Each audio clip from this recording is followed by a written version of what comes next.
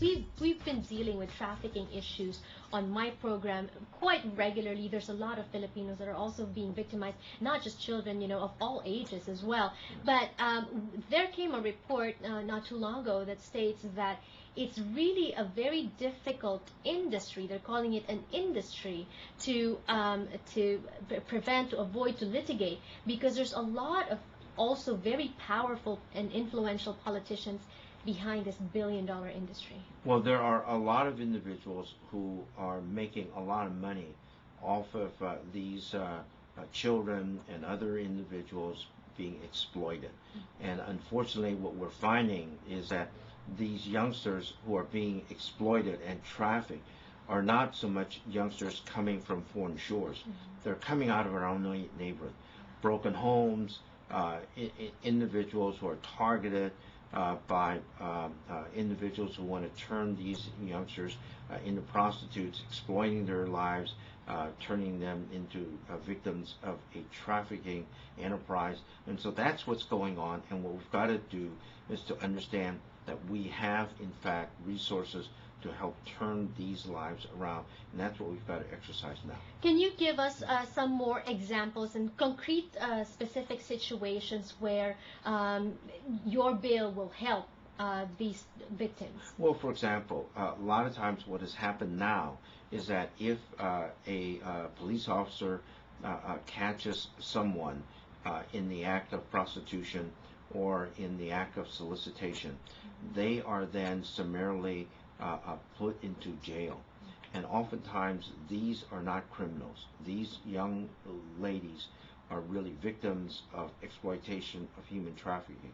So rather than the police putting them in jail, what the police would do is to turn them over to the county welfare system and start doing some kind of assessment on these youngsters as to what are some of their needs. What are their educational needs? What are their social emotional needs? What are their mental health needs?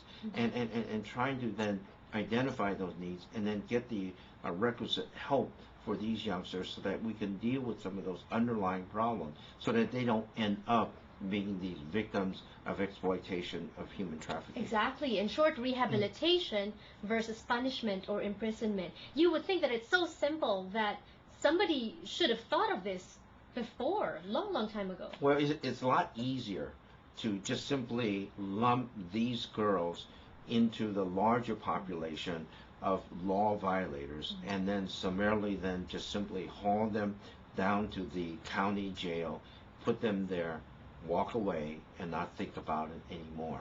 Unfortunately, these are our children. They're not someone else's children. These are our children. They live in our community. They have to find a way back home.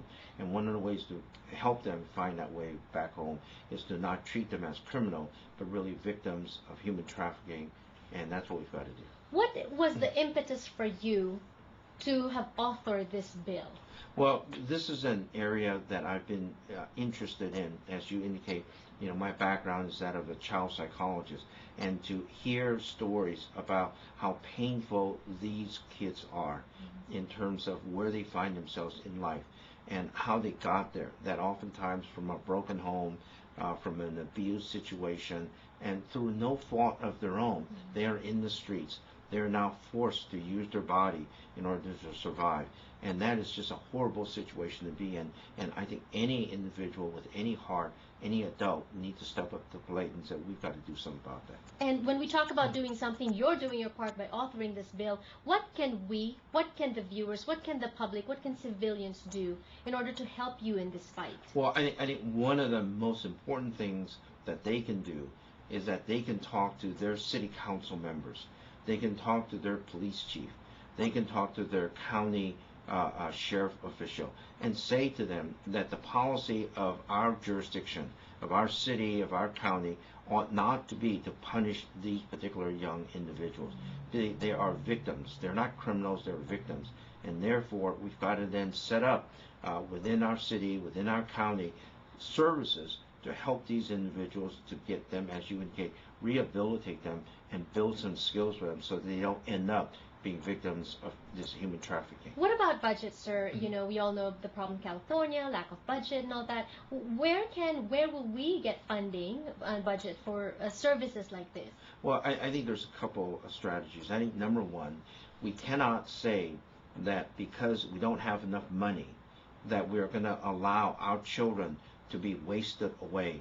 The reality is that in every jurisdiction, at the city level, county level, the state level, even in the federal level, we have money. It's a matter of how you prioritize it. But secondly, we have been blessed in the state of California by a rather generous electorate. They, in fact, last year voted to increase taxes, albeit temporary, so that we can bring back a lot of services that we tossed away because of these tough economic times. So there are dollars now, there are new dollars, and we ought to then prioritize them for our children. Well, one thing that I would just simply say is that one of the reasons why we've got to deal with this issue of children who are being trafficked and exploited is that our children are our future. You know, if we don't have children, there is no leadership, there is no government, there's nothing at all after we pass. So it is really incumbent upon all of us to nurture our children and to ensure that they have a better life and a better future. Because if they have a better future, we will have a better future.